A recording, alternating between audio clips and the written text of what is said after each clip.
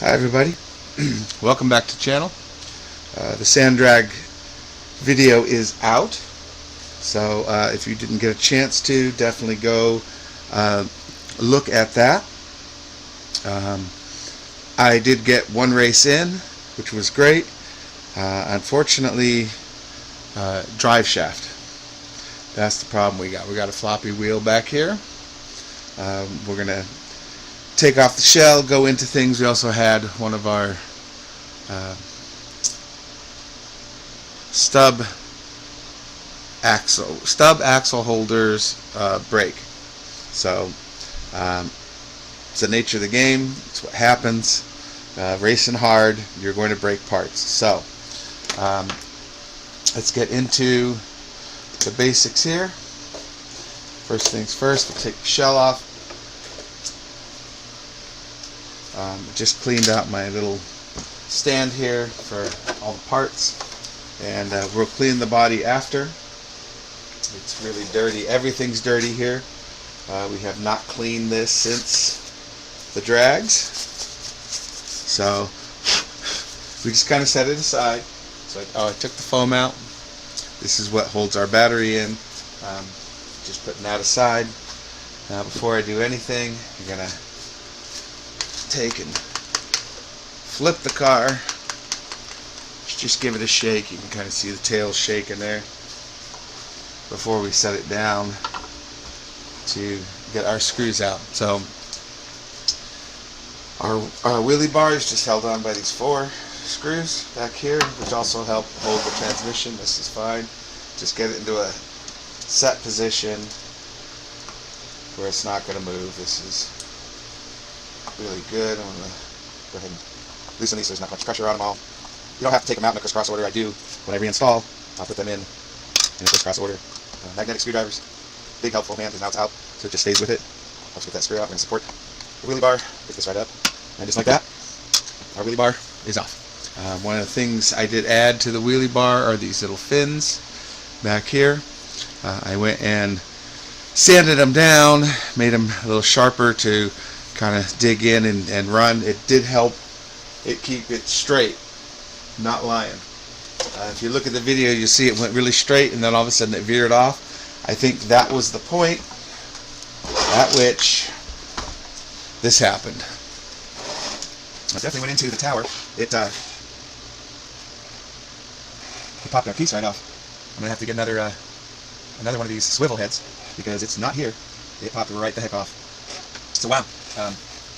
We'll get this is one of the reasons why I always say keep your little cards of all parts you buy, so that you can go back and remember what part did I buy. So right now we're going to take our wheels off. We might edit some of this. Not everything needs to be seen and heard. We'll find one. No big deal if we don't. We don't find it right away. Whoops, that's the nut one. It's flying today. It's just one of those days. Alright, so as you can see, this part should be here. It's not. So we'll be taking that whole axle apart. Along with this, every time I run the car, this is one of the reasons why I have gone through. So we got this on the video here. I pull these bullets out. They're marked A, B, well A and C. B is obviously the middle one. So that is the key. And one of the great reasons for doing the Traxxas Rustler 2-wheel drive is because it is so easy to work on. Being 2-wheel drive, you never need to take the front apart unless you're doing some serious work on it. But you don't have to take the front apart to get to something, which that's a big advantage as far as I'm concerned. There's another one here.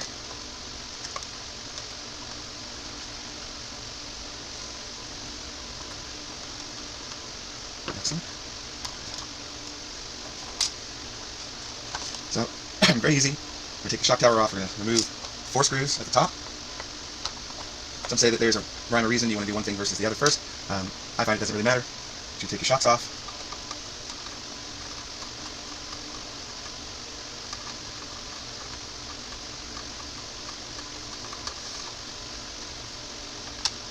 And for me, I like to put my screws back in so I don't lose them. I have to have every screw down in there. It's one of the reasons why I like to remove the shock towers, because now this gets easier to get to. Probably could have done that on the other side too.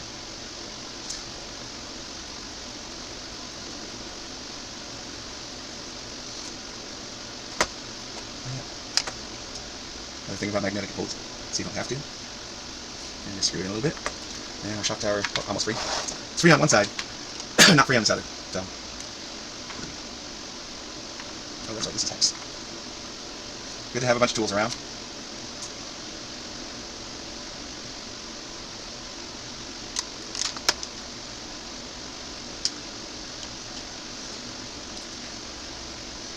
Shock tower's off.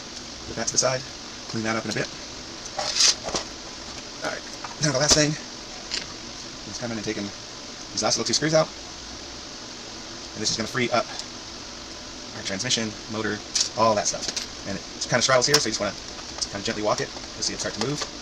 And it should just slide right out. Now the reason why it's not is, come on. Oh, that's a little bit stuck there. Flip this up. I'm just going to rock it out. Now it's got some sand in there, so that's going to obviously hinder what's going on. I'm just blowing out some extra sand I see. It looks like we just lost the pin from the drive shaft. Yeah, just snapped that pin. Really gritty though.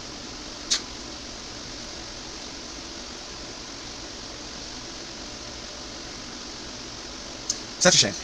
Probably cannot get replacement parts for that. That is one of the things about getting the MIP axles, is if you do blow something up like this, you can pretty much get a replacement. So, and we gotta just take everything apart. There we go.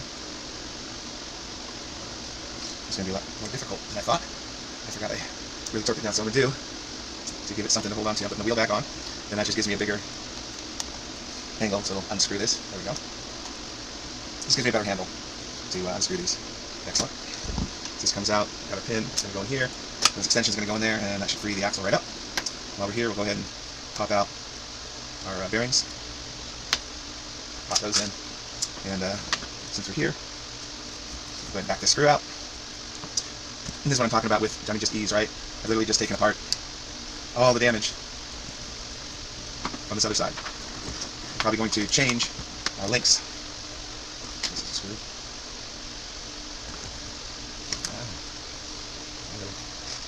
I'm not. This will work.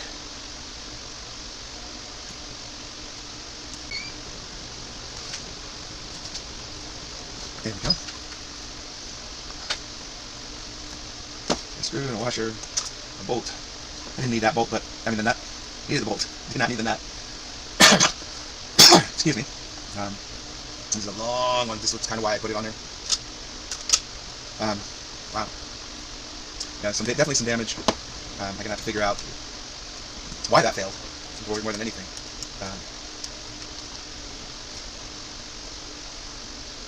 We'll figure that out.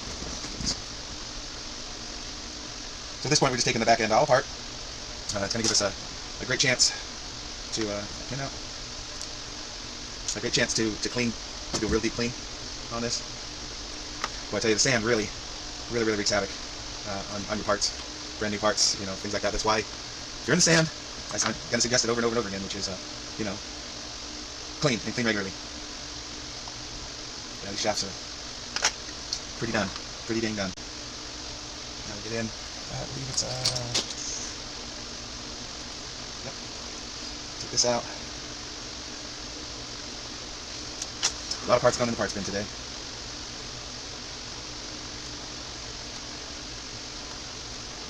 But once you've done these and you've taken things apart enough, you begin to recognize the parts, where they came from, all that kind of stuff. So, all right. Oops, sorry about that. It's the one.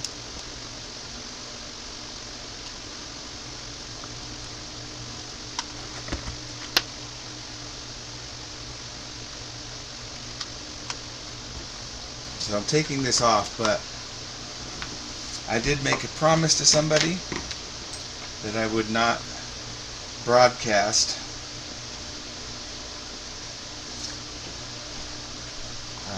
my gearing. And I intend to keep that promise. So I'm going to take that off.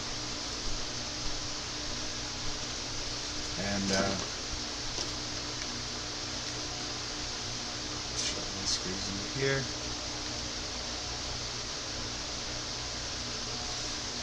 I'll just dump those into there. That goes over here. So, to protect that, and do as I said, which I intended to keep, That promise.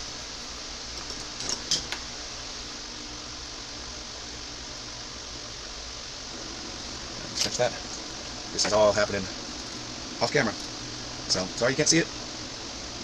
But you'll figure it out if you do some research. You know, you will definitely find out online what other people suggest gearing-wise, what to do, why to do it, all that kind of stuff. That's basically what I did. There is a chart that you can find online easy. Oh, got that, nice. And that chart explains a lot of different things. The biggest one being your gear ratios. So, and this is the reason why we take the motor out. There's sand down in there, you can see. So while the brushless system is the best system to run, especially in sand, because it doesn't pick up your heavies like a brush motor does. It relies on nets. So that's a big consideration. Hide the old pinion gear here. There we go. So, anyways, I'm digressing. So we've got the motor out. We've got our transmission all exposed. Everything's good there. One of the things I do love about this is that if I want to get to the diff, I can get to it right here, real easy. 4 screws, pulls out, and out it comes. Your whole diff in there, and you can change your fluids, whatever, and you're good to go. So I'm gonna just take and remove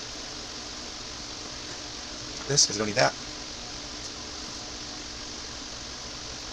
And the crazy thing about the things that broke. So when I went testing, I broke one of these, and I re-glued it. And it looks like that's the one that broke. So, made it one run, that's not too bad. One of the things I can say, just looking at this, originally, and I'll try to get this in the camera here, originally it broke up here. Let's see if you can see that. It broke up here on top of this, so I re-glued it, and where it broke is below it. So, if you think re-gluing is not an option, it's definitely an option. Most definitely. Yeah, it broke, but it broke in a new place. It did not break where the original break was. So, that's good. I also strengthened it. So, that's the way things go sometimes, you know. You're going to break stuff. If you're racing, you're breaking stuff. Just get used to it. There's no ifs, ands, or buts about it. It's literally just the nature of racing. In drag racing, they say if you're not breaking stuff, you're not trying hard enough. So I don't want it to be said that I'm not trying hard enough. We're definitely trying hard. We're trying a lot of new stuff, too. This is, I think, possibly one of my downfalls in doing this kind of stuff, is that I get excited about new options for things, and sometimes I jump ahead. Right? Buying these, adjustable turnbuckles, adjustable links. It gives me neither here nor there because I went with just what they came as, right? So I didn't adjust anything, so I gained no advantage other than to have something that's a little stronger. So that's a good thing, right? So this upgrade made no difference. Changing to the Magnum transmission, huge difference. So that's definitely a thing. We went to this. We went to steel drive shafts, and then we went bigger wheels. We went to the 17 millimeter adapters to the bigger wheels. So that's a lot to put on this little guy. Just a lot to put on it, you know. So we keep trudging along and doing what we need to do. Now, part of what I need to see here is it's 100% true. Okay, so I'm gonna save that piece. I'm gonna take these shocks off, and now we need to look into what are we gonna do here. Okay, and what I mean by what are we gonna do here, we've now keep our little washer and that. The shocks, you know, for plastic shocks, these are great for what I'm doing. I'm not putting a lot of stress on my shocks. Not as much. I mean, I'm not bashing. So that makes a big difference. Now, our shock tower. So we had it nice. Let's see if I can get it into here. You can see what's happened here as it tries to focus. So over here is a standard hole. You can get that. Not really. Let's try this. Here we go. Alright, so this side here, standard hole. You see it's looking good. This side here we've stretched. Nothing else. Hopefully you can just see that that's a bit more plastic. Up top, it's stretched. So, yeah. lots that we can do. Now, there's aftermarket parts for this. I believe RPM puts one out, which might be a good thing if we're putting that much stress on stuff. We could also go aluminum, which, aluminum's great. My worry is when aluminum goes, it bends. And so once it's bent, you just got to replace it. So I think we're going RPM with this. We'll be able to get a little more splash of green. Along with this piece here, these stub axle hubs. We're going to go green with them, RPM. Just get that. With everything, I think I'm probably going to replace all the front also with green, because that's our color, green. And just do it because this is an older chassis, okay? And with older chassis, like anything else, older plastics, they start to get brittle, right? When they get brittle, they break. And that's just the way it goes. So we're going to be looking into getting a lot of the RPM upgrades for these plastics. Having this fail, that's kind of rough. It pulled right out, and I obviously lost the ball, pivot ball. I'm sure I could find another one that'll pop right in and screw on. These are Traxxas, so they've got to have the ball ends. Should be easy to find.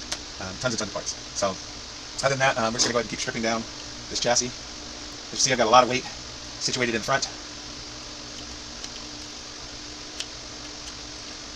That wheel off. A lot of parts here. And you see, I'm taking it down to basically the chassis electronics. Doesn't hurt to take your wheels off. One of the reasons I am taking the front wheels off is so that I can access excuse me, these front drive shafts. I've got a bearing and a bushing in here. So we are getting a better turn ratio than we were before, but I really want to get that bushing out and put another bearing in. I'm probably, even the bearings that I have, that I had in the rear, it's all really fairly old. I did take it off my old RS4 and put it into here. So that's that makes them fairly old. But we've got about a pound of weight up here in front.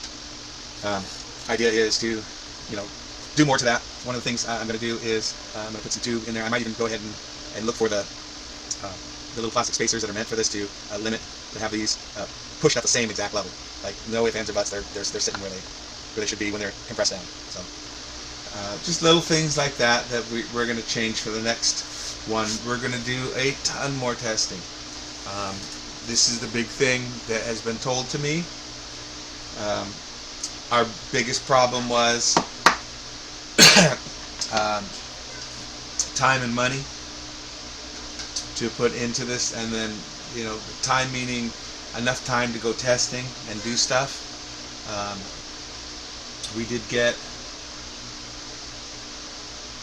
3 good test days in, 2 in the sand, 1 in the park. The park was a bit harsh, I'll tell you right now. Hooks up way more in the grass with any tires than it does in the sand, obviously. So doing more sand testing is the big difference. So very happy with the Mamba system. It's great.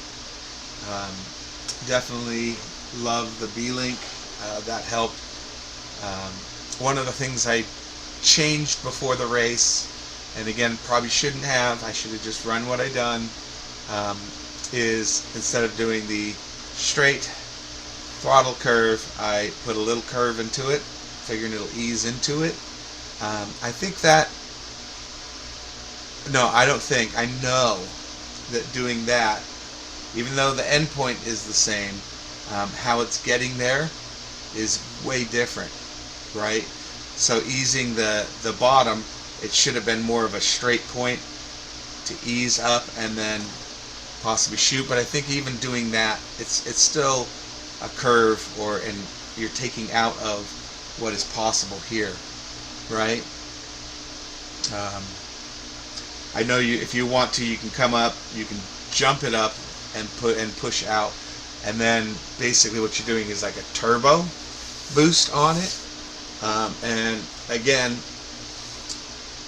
I think first priority in this entire car is changing out all the old plastics. Everywhere that there's a part where the plastics could give out, and this didn't, give out. This stretched. This was tweaked, and tweaked hard. So I'm definitely very interested in seeing why that's happening.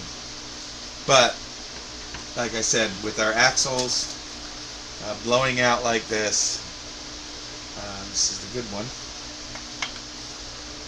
but blowing out like it did, trying to figure out what we're going to do, where we're going to go.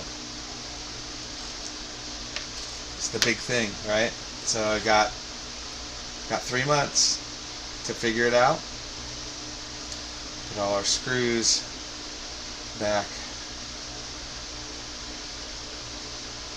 so we know what they're for, where they're for, and keep them all together. So that's that. This will now sit until we get things fixed.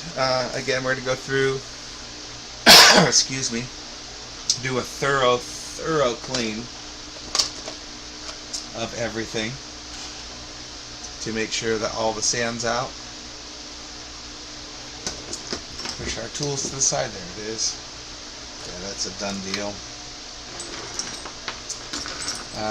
Now, it's not to say that if you see those links, and it's not the Traxxas ones,